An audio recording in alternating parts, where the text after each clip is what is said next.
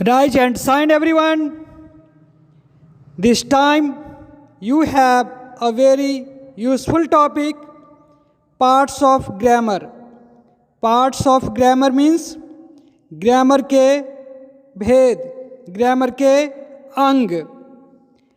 जैसा कि इससे पहले आप ग्रामर किसे कहते हैं वो जाने थे, आज हम लोग ये जानेंगे कि ग्रामर के कितने पार्ट्स हैं और किस पार्ट्स में हम क्या चीज़ सीखते हैं।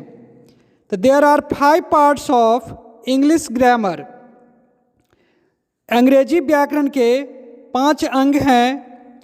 First is orthography, ORTHOGRAPHY। Orthography means वर्ण विचार।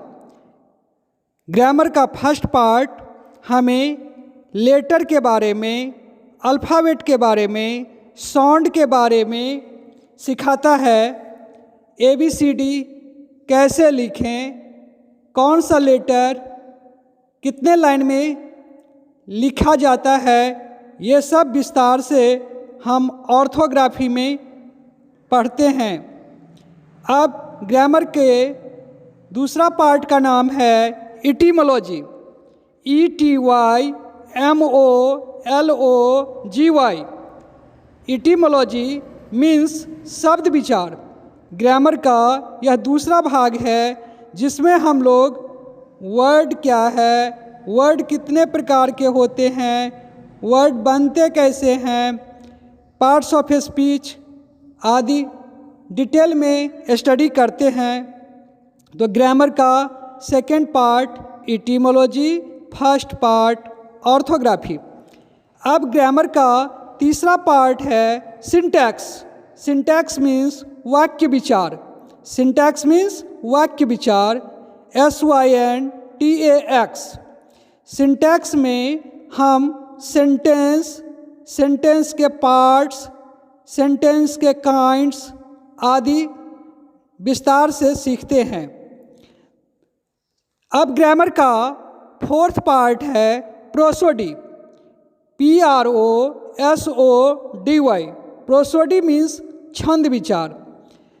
तो ग्रामर लैंग्वेज के लिए आवश्यक है और लैंग्वेज में पोएम हैं, लिटरेचर के पार्ट हैं। तो पोएम कैसे लिखे जाते हैं, सोनेट क्या है, एपिक क्या है, इस सब के बारे में विस्तार से हमको प्रोसोडी सिखाता है। अब आगे जो लास्ट पार्ट है ग्रामर का वो है पंक्चुएशन। पंक्चुएशन को हिंदी में चिन्ह विचार कहा जाता है। PUNCTUATION